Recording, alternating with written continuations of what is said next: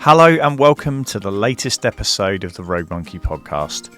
My name is Kevin and I host a show that delves into people's journeys, explores their experiences and shares inspiring stories from the moments and life events that have brought them to where they are today. In this conversation, Frankie Durbin shares her journey from young athlete to a competitive triathlete, representing Great Britain. She discusses her early years in sport, the challenges of transitioning into triathlon, and the injuries that shaped her understanding of both health and recovery. Frankie emphasises the importance of balance between work and sport and the role of mindset in overcoming adversity and the influence of social media on athletes' perceptions of performance. She also highlights the significance of strength training and the lessons learned during her recovery process. We explore her inspiring journey in training for and completing the London Marathon in 2026. She reflects on the emotional and physical challenges that she faced, including health issues relating to a pituitary tumour. Frankie discusses the significance of the marathon as a personal victory and the support she received from the Brain Tumour charity. She also expressed her ambition to potentially tackle an Ironman in the future, emphasising the lessons learned through her experiences in both sport and life. I've known Frankie for a long time and it's been incredible to see her overcome the challenges that she has gone through to get to today and achieving all she has.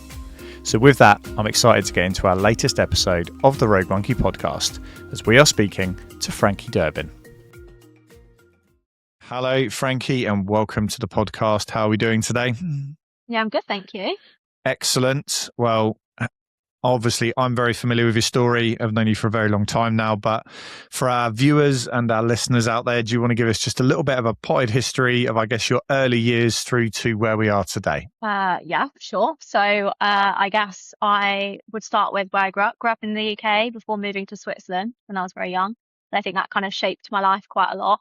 Moved back to the UK, did the usual school. I was a sporty kid. Kind of one of those kids that was not really amazing at any sport, but kind of good at everything. And then essentially, I guess my main story starts when I was about 16, 17, and I fell into the world of triathlon. And it was a very quick learning curve because I started quite late, but found myself competing for GB quite quickly. And then, it took me all over the world. And unfortunately, also was plagued with lots of injuries over that time.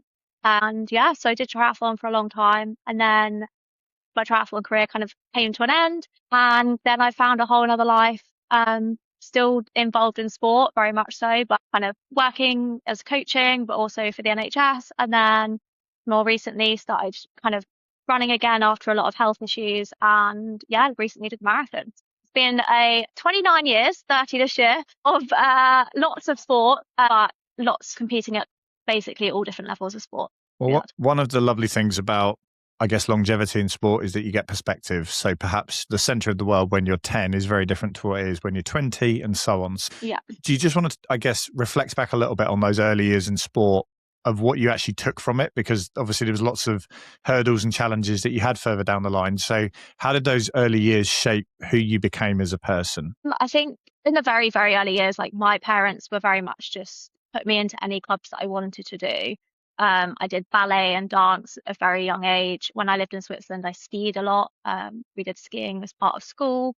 And then I kind of fell into everything. I gave everything a go, swimming, and got into Hatfield when I was very little, and then kind of did that at club level, but then also alongside it was playing football and doing tennis. And for me, my parents were very much not pushing me into one sport. It was do everything and enjoy what you can. And I did drama alongside it and everything. And so I think at a very young age, I just liked doing activity and keeping kind of healthy, but without knowing I was keeping healthy. And just, I just loved all sport, team sports, individual sports. But I think for me, the important thing was I gave everything a go, and there was no pressure for me to choose any sport until much, much later. So early on, I just gave everything a go. And I think that's kind of the mentality I still have now. I'll give anything a go.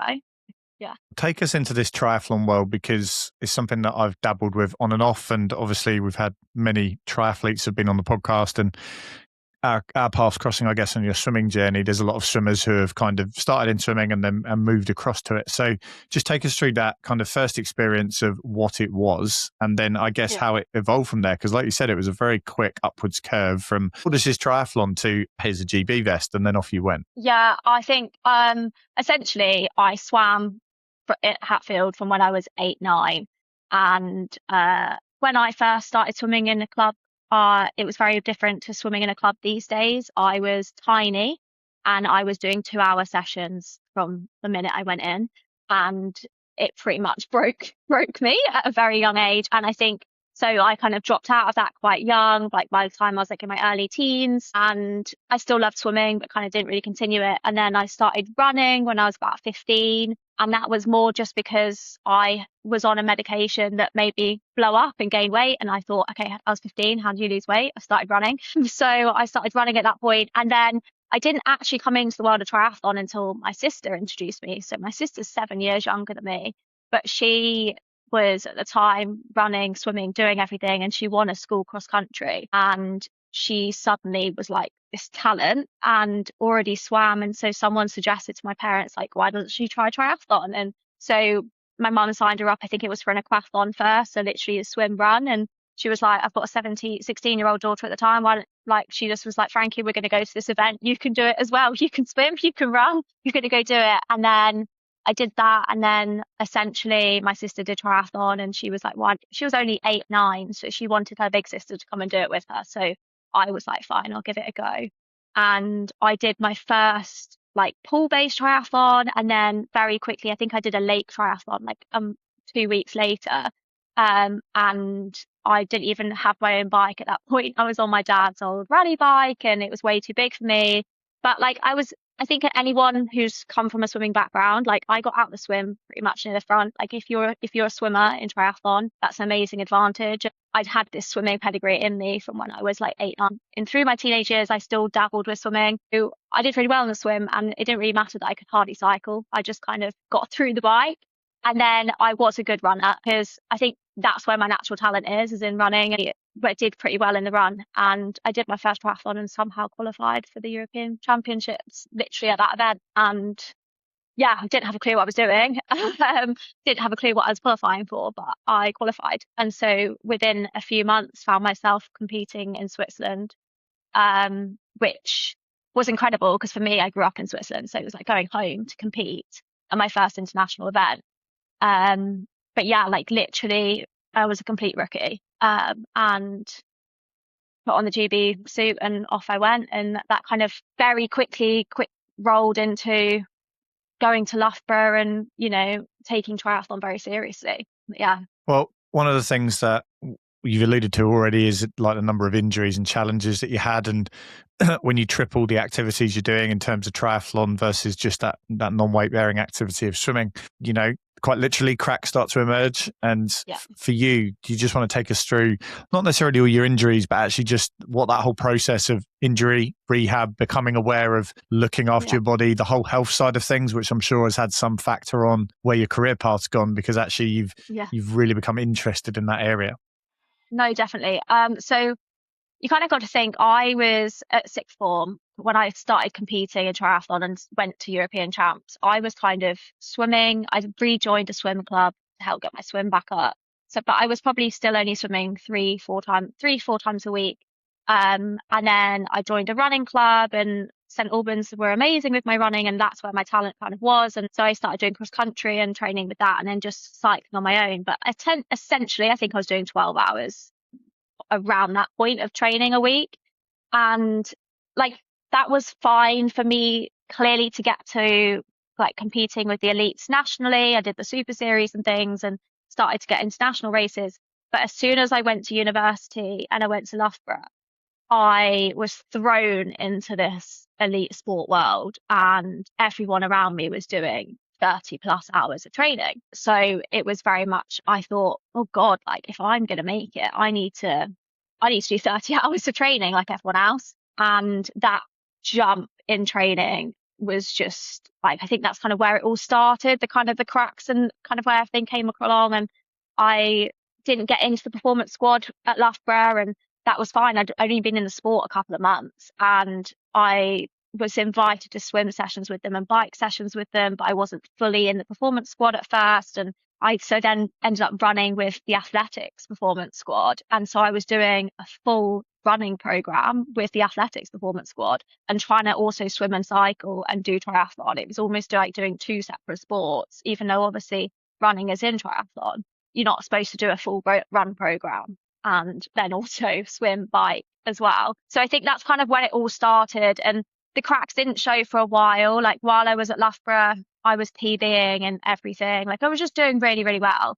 And it wasn't until I went on placement year that like, I think before that I'd had like little injuries here and there, but nothing that kind of took me out. It wasn't until I was on placement. I was working for British Swimming. So I was working kind of a full-time job and training, and I was in the Bath performance squad. And again, like I'd been doing this training for 2 years now and competing internationally for 2 years. So there wasn't a massive jump in my training load. What there was a massive jump in stress and load in my life, because I was now working a job, not just occasionally making my 9 a.m. lecture. I was actually like going to work. And so I think it was this period of time that the cracks really started to show. And it was actually when I was at my biggest, weight wise, which was always quite surprising to people. But also doing the best I'd ever done, that I ended up getting not one, but 2 stress fractures. So I had a neck of femur stress fracture in my right hip, and also developed like a 10 centimeter long stress fracture in my left femur.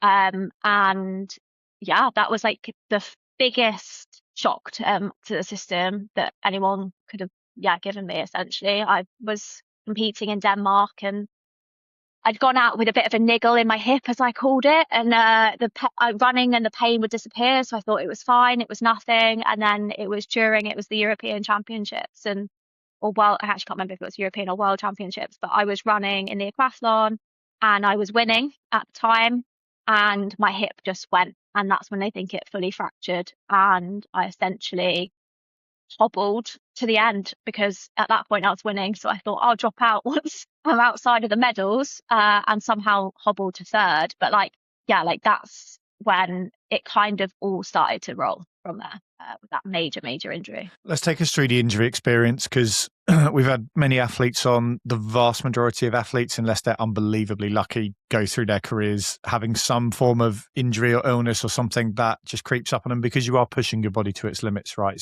Going through those early years in terms of, I guess, developing the mindset. Perhaps you weren't doing the physical load, certainly at a younger age, but certainly training your mind in terms of dealing with adversity and load. How did you actually get through that process? Because one of the things that we have with age is wisdom, but at the time, I've got a stress fracture in my hip. How quickly can I get back running again? And you've got that I guess self-driven pressure, because you want to get back on the road. So now you look back at it, you're a bit further away from that now. When you look back over that period, A, how did you get through it? And B, what would you perhaps go back and say to yourself approaching those injuries with a little bit more runway further into your life? I think firstly, a niggle is not a niggle. If you have pain somewhere, it's for a reason. And secondly, I mean, this was all at a time. So this injury was back in when I was like 21, so like a good 9 years ago now. And at the time, there was a lot of research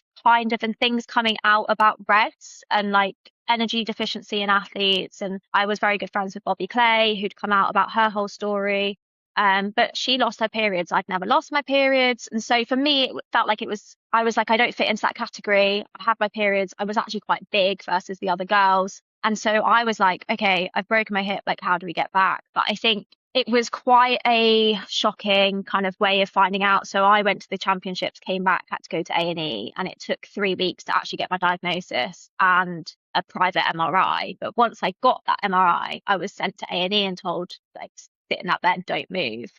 And I had an orthopedic surgeon come literally in the corridor, because I was in a corridor because it's the NHS, and tell me in front of everybody, like, you must be starving yourself, and you're never going to run again. Like, that's it. You are never going to run. And you've put yourself and your body in such a place that I don't even know if you're going to be able to ever run for a bus. Like that level of like, this is done. This is your career, like, over. And for me, I just went, yeah, whatever, like find me a new surgeon. I wasn't happy with him. And like, I kind of didn't listen to him. And like, whilst it completely crushed me, I think my mindset at that point was all like, that's complete rubbish. Like I will run again and I'll do it again. And I did find another surgeon who was like, no, I'll fix your hip. Like, it's fine. Like, it's going to be a big surgery, but we'll do it and we'll get through it. I think that kind of once he said we'll do the surgery and you'll be walking in 3 weeks and then you'll be back running in like 3 months, I thought, okay, this is all possible. Unfortunately, it didn't plan out like that, and no one could foresee that. But essentially, I think with an injury, and what I've suffered later and more recently is completely different to an injury. With an injury, you kind of see stepping stones and you go, okay, like rehab, this is what we do, like whether it's being on crutches. And while I'm on crutches, I can still swim, and like there's other things you can do, and there's always targets along that way. And that's how I kind of did it. I got out of surgery as soon as I was allowed to with my scars, getting water. I got in the water and I started doing just, upper body, like pool boy, not using my legs at all, and got in the gym and started lifting, like, but again, just sat down, just doing my arms. And it was kind of a case of like building those blocks back up of like, okay, now you can start doing this, now you can start doing that.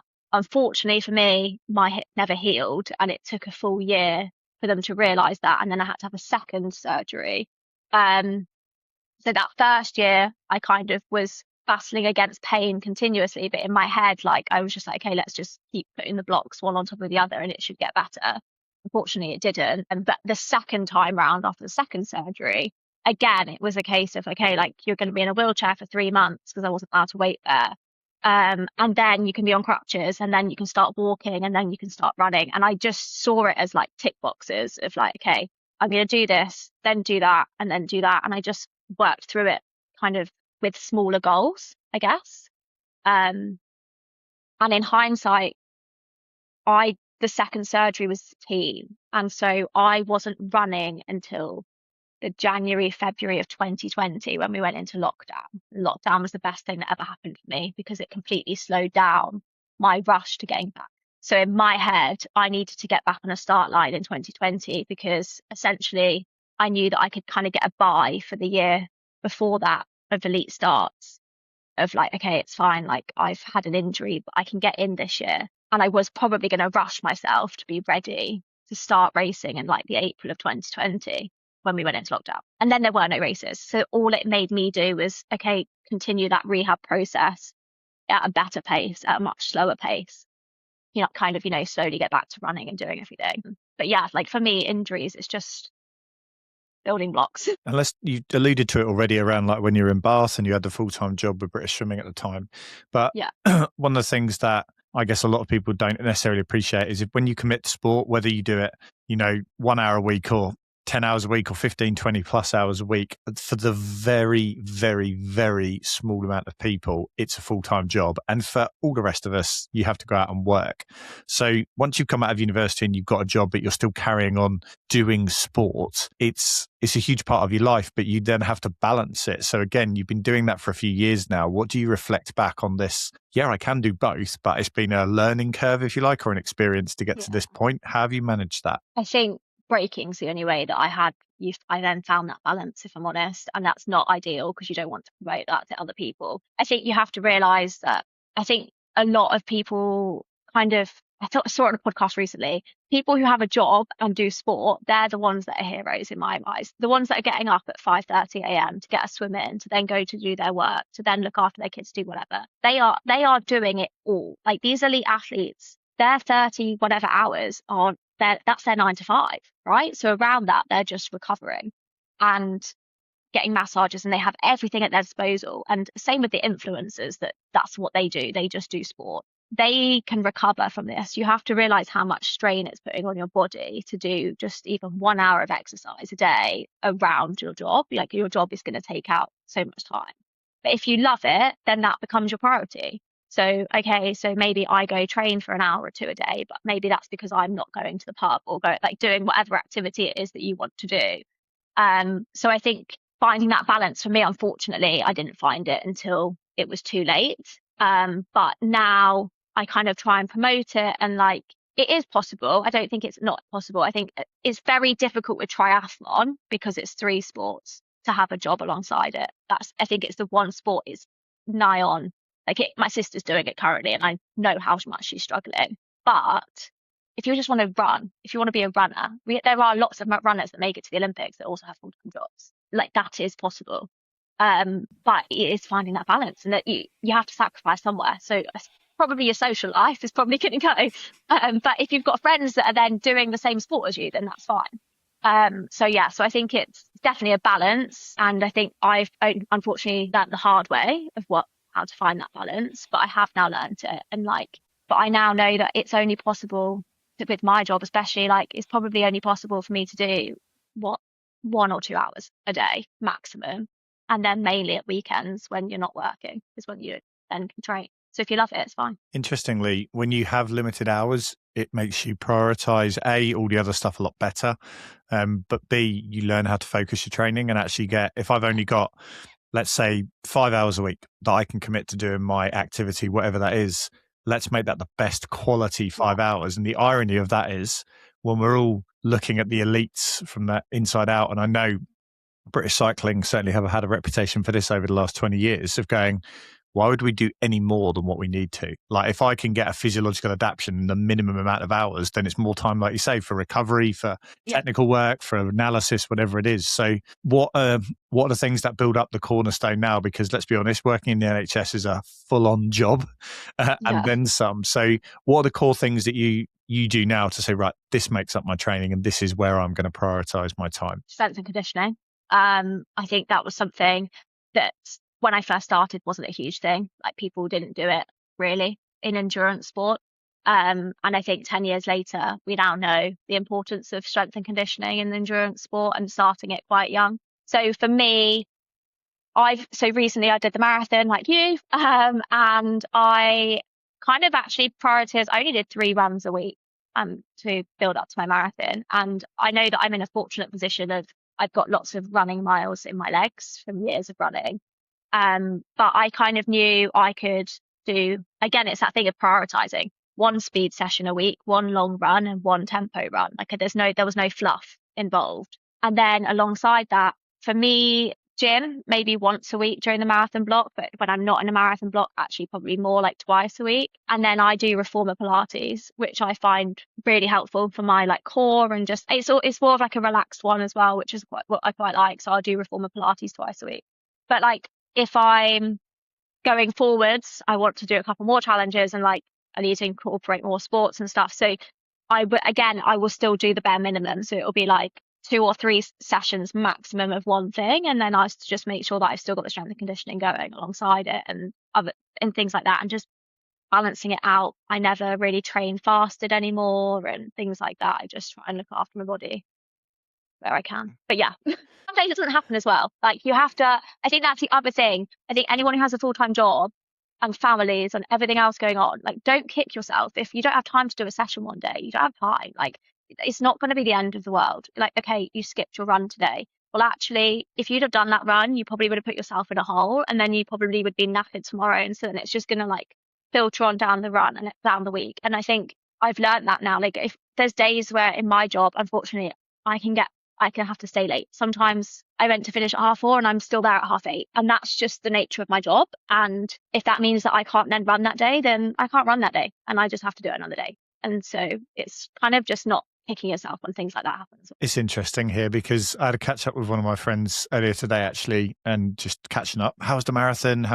What did you learn from it? What was the experience like? Yeah. And that piece you said there, I want to double down on it, of not giving yourself a hard time. We work in very different industries, but I have days where I go, what time is it now? 9:10 at night. And then I'm like, right, I've got some reading to do before I go to bed on a few bits. And it's that's it. And that's okay. Yeah. And I think sometimes we place both unrealistic expectations, but also we lose the perspective of it's what you do on average across a 3, 6, 12-month training block, not what you do on every, if it's not my full-time job. And I don't know. I just feel, I don't know whether that's a societal thing or something that we've just ingrained in our brains, because up to the age of 18, we had school, but sport was pretty much the center of the world. Yeah. And that we didn't have that perspective. So I really think that's some real wisdom in there to share. So that's great. I also wonder if it's because we know, because of our experience with elite athletes, we know what they're doing. So then do we think, oh, that's what we should be doing? But I also more recently, whereas 10 years ago, only people who worked in elite sport really knew what athletes were doing and how much they were doing. Now it's on social media. So like everybody can see how much they're doing. So then you just compare yourself to them.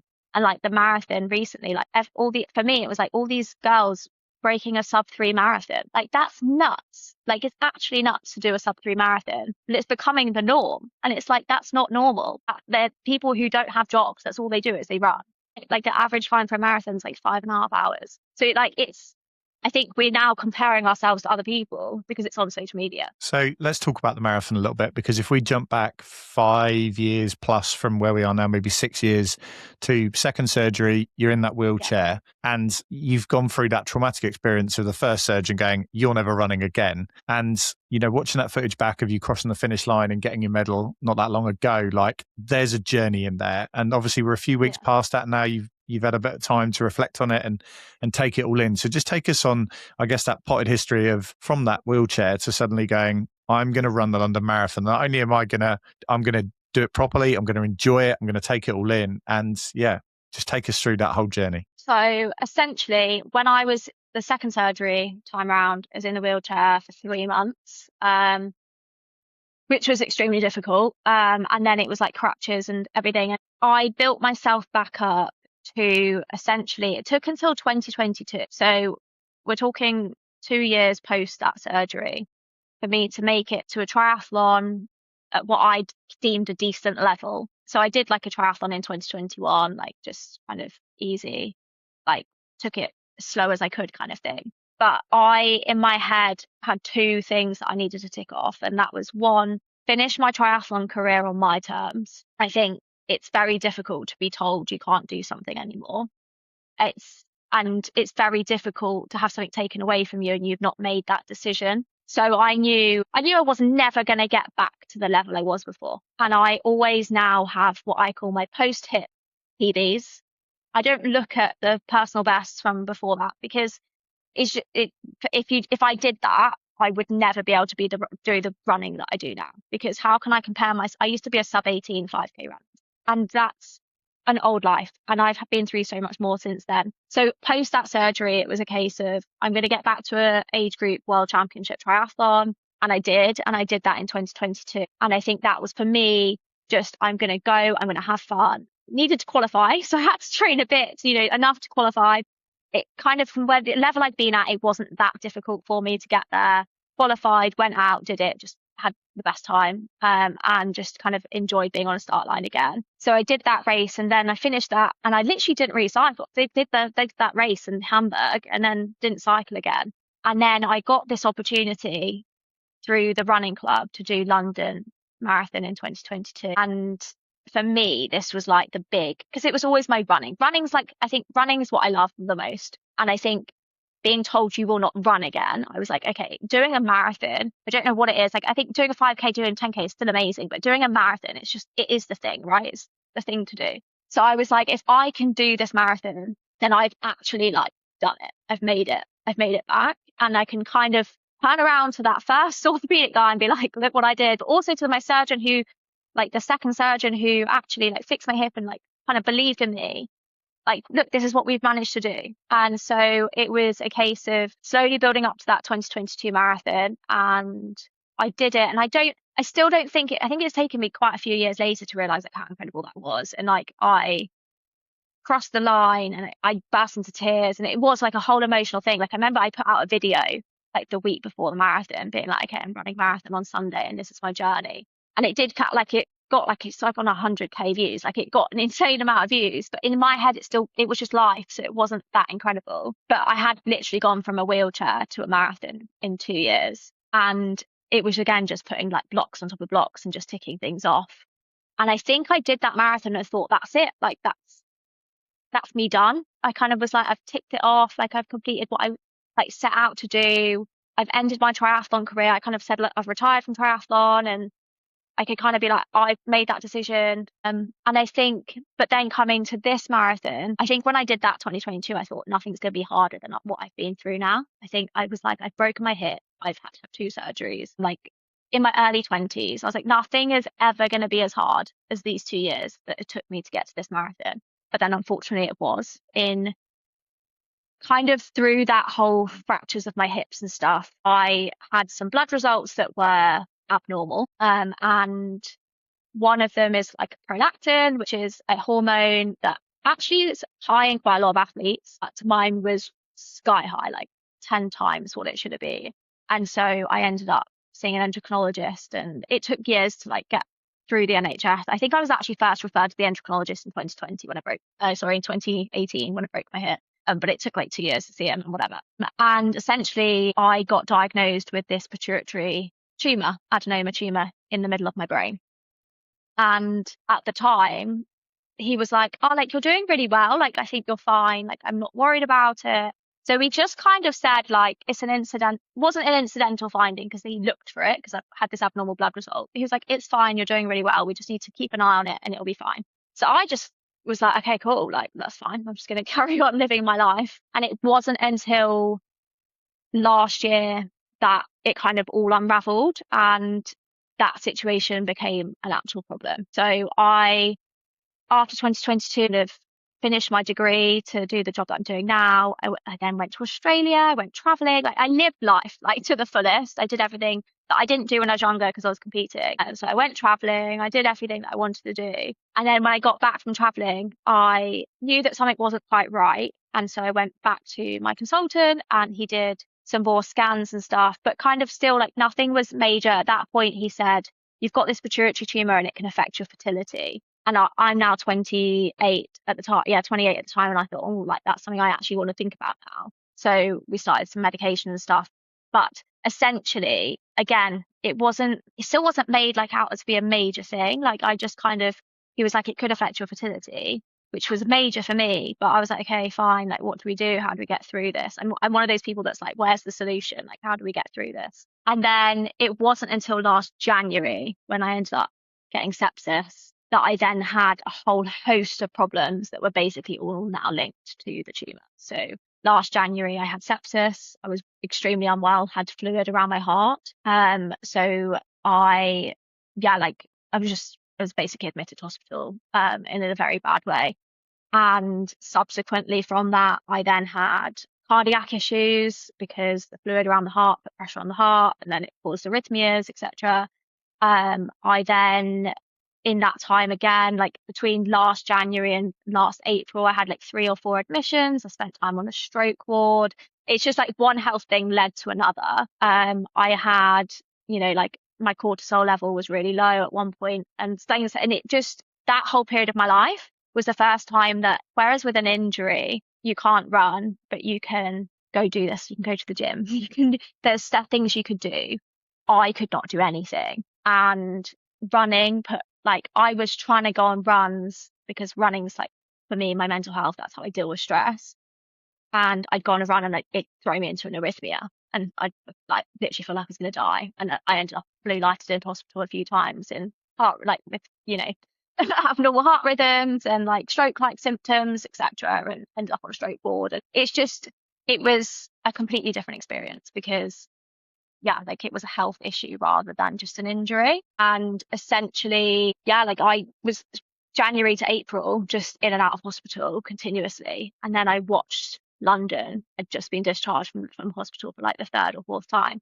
I watched London and I thought, the only way I'm going to get through this is by setting myself a challenge. And I want to do London next year. So I entered London and got in. I didn't tell anyone at the time because I think I told my mum at the time I've got into London. She'd have been like, you are joking me, you can't even walk down the street without going into a dangerous arrhythmia. So I kind of set myself the challenge of I want to try and get to London. Didn't know if it was going to be possible. Throughout the summer of last year, again, was just getting better very slowly. I was under cardiology like quite strictly, but then ended up having endometriosis surgery just because I got onto the wait list for the NHS. So I was like, okay, fine, let's go for surgery. Let's get that another thing ticked off. And then again, thought I was doing really well. And then come October, November, I went into an adrenal crisis. So the adrenal crisis was because of the tumor.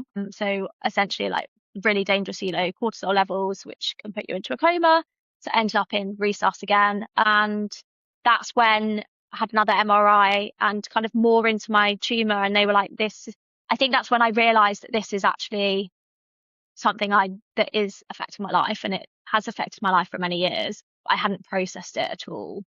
Didn't really tell people that I had a tumor, because you don't really tell people I have a brain tumor. It's you just kind of live with it. The last 2025 essentially broke me again, to the point that I ended up having to reach out for help and reach out to the Brain Tumour charity, who helped me massively through that time of like how I live with this brain tumor, what options do I have? Because I'd always been told it's inoperable. I was like, is it actually inoperable? And I had so many questions that I just hadn't thought about, because I kind of just brushed it under the carpet and was like, it's fine. Like, I just live with it.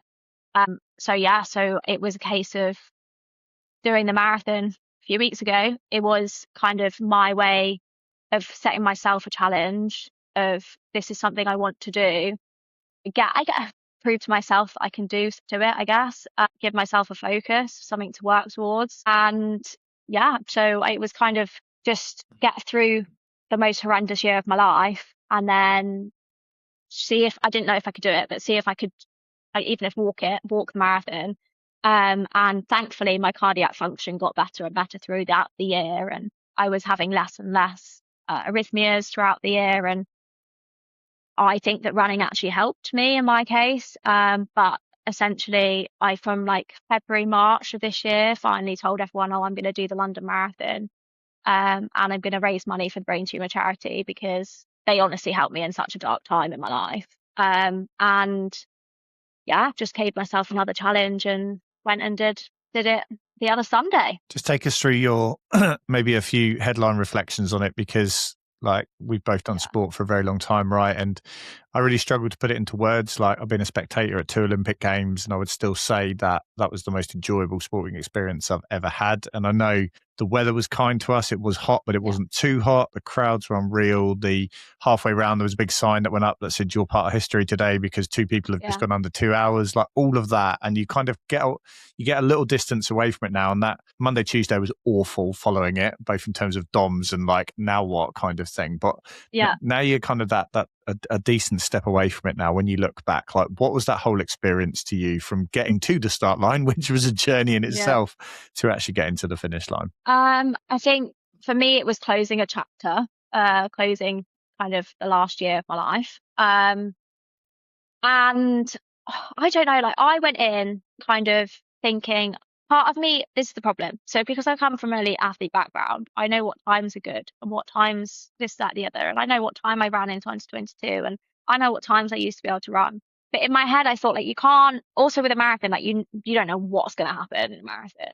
So I tried to like not think about time. And yes, I was recording it on Strava, of course, but like I was trying to like not look at my watch and not think of time and just get through it. And I just remember going to the start, like my friend walked with me. I said, like, hugged her, said goodbye and whatever. And I was like, do you know what? I've just got to enjoy this. Like, I've got to just go out there and just enjoy it. Like, I think it didn't hit me until I was on the start line. I was like, this time last year, like, if you went on a run, you actually probably would have gone into cardiac arrest and died. Like, genuinely, that's where I was in life. And I was kind of thinking, like, it's a miracle you're able to do this. And so, like, just go and enjoy it. And also, like, you've chosen to do this.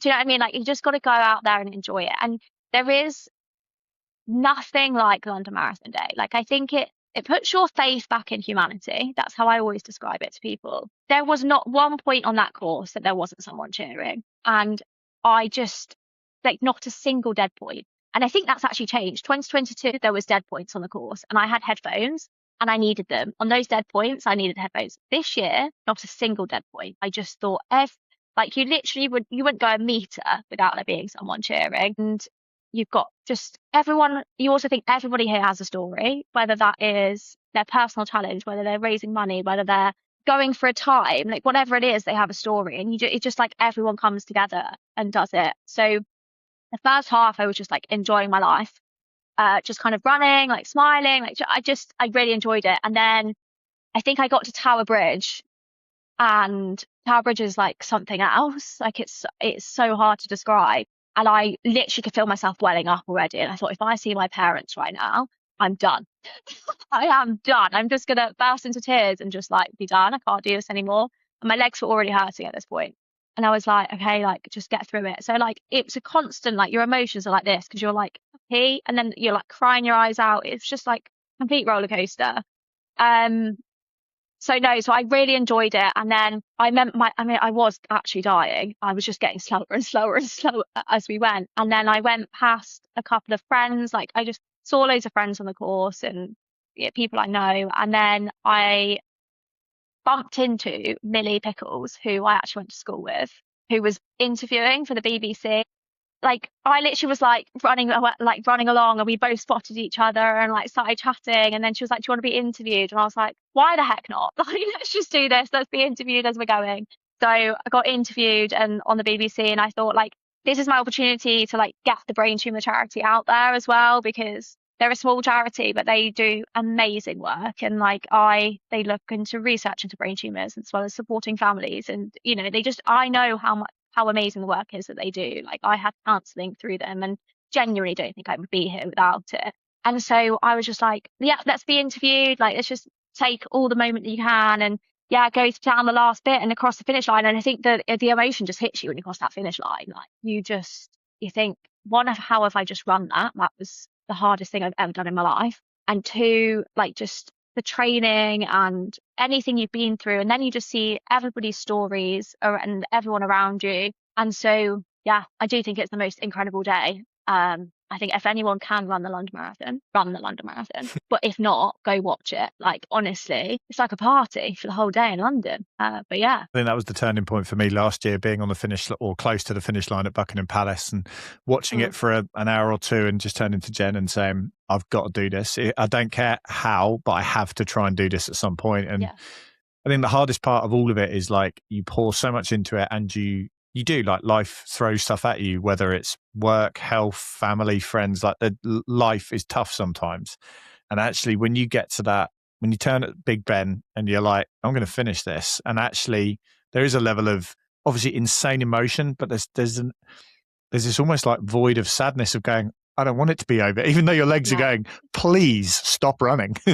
But yeah, I do look back on it with incredible memories. And I think now it's, people keep saying like, oh, what next? Or are you going to do it again? Yeah. And that's the hardest part with an athlete hat on, of the what next syndrome, if you want to call it that. So again, a few weeks out from it now and actually maybe a bit more perspective, and DOMS has finally subsided. So where's your head at now in terms of what's the next challenge? Yeah, just to cover this as well, things are going to go bad. So basically, I want to do an Ironman. I've always said it. I think if you're a triathlete, it's inside you that Ironman is the pinnacle of our sport. Not in like the Olympics is, but like it's the endurance event of endurance events.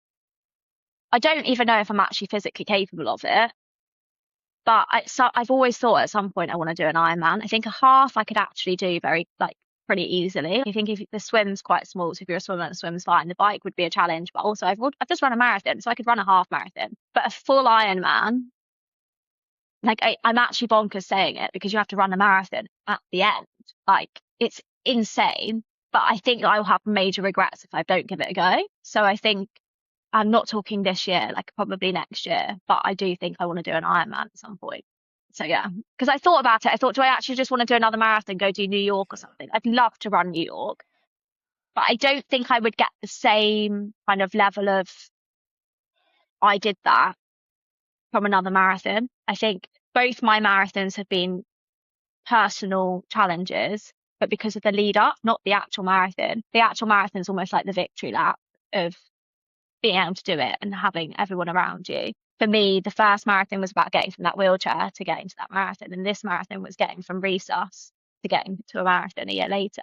So actually doing another marathon probably isn't going to have the same effect. So I think I want to do an Ironman. Yeah, Tell me now. Maybe we can discuss that offline.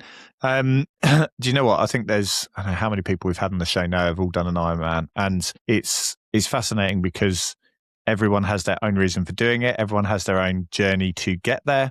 And it means something different to all of them when they've completed it. And let's be honest, as an athlete, even if it takes you multiple attempts, if you get your teeth into something and injury willing, you will Yeah. get there.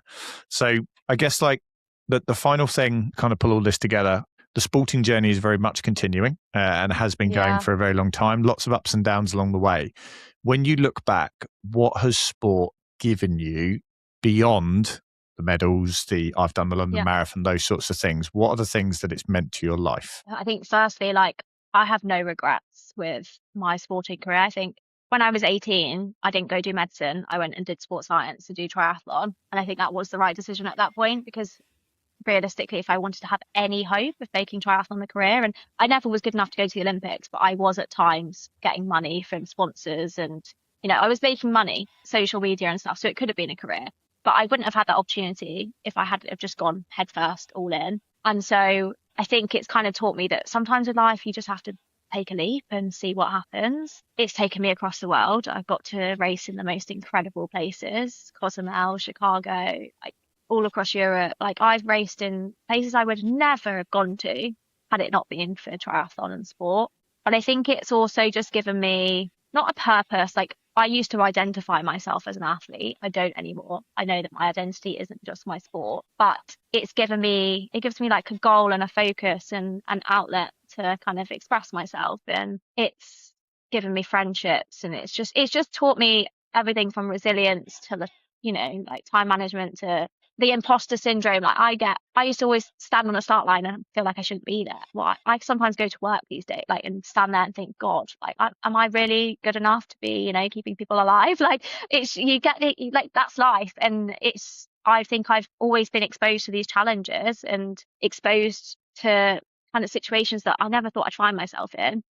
But I guess it's just taught me to say yes and give it a go and see what happens. And that's kind of how I approach life. And that's why my life is the most chaotic thing. Everyone knows how chaotic my life is. And it's just as I say yes and I go, yeah, let's see what happens. See what happens. You said something in terms of the London Marathon, that it's a victory lap for the journey that you go through to get there. And I think might be the episode title, Watch This Space. But look, Frankie, it's been really enjoyable to share some time with you. Like, obviously watched you since pretty much learned to swim, kind of get to where you are. And obviously your sister's journey is going amazingly as well. So really, really excited as to what comes next. Because like you say, who knows, you might throw yourself in the Ironman ring, but it will certainly be something that's a challenge. So yeah, just a huge thank you for sharing some time. We'll make sure we include your social links in the show notes below. But yeah, very thankful for you sharing some time with me this evening. No, thank you very much. A huge thank you for joining us today for our latest podcast. You can connect with Frankie via her Instagram, which is linked in the show notes. As always, please be sure to hit subscribe however you're joining us today, and we look forward to you joining us again soon for another episode of the Road Monkey Podcast.